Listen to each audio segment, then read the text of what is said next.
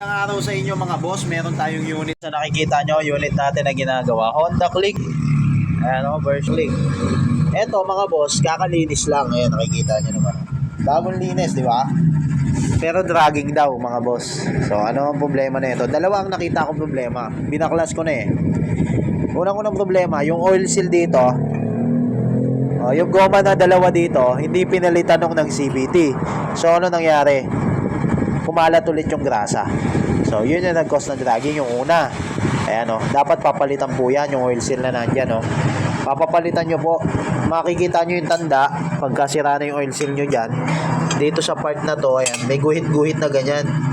Diyan lumalabas yung grasa. Makikita nyo naman ayan o, marumi.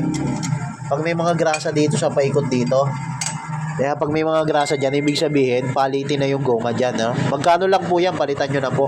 Tapos yung pangalawang reason, yung lining niya medyo manipis na mga boss. Ayan, oh. Manipis na po yung lining. Ayan. Oh, kahit naka-regroove kayo na bell, naka-regroove yung bell niya. Oh. Ganda.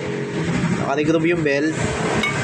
Kung pudpud naman yung lining nyo, pudpud yung lining, tapos kumakalat ang grasa, kahit bagong linis yan, nadoble lang yung gastos nyo. So ayun, pumunta kayo sa mga shop na marunong tumingin ng mga problema, hindi yung gawa lang ng gawa, kasi yung gastos nyo paulit-ulit, plus yung abala, na abala kayo. Siyempre nga naman, kaka-CVT lang, tapos dragging na naman, diba? Sasakit talaga yung ulo nyo.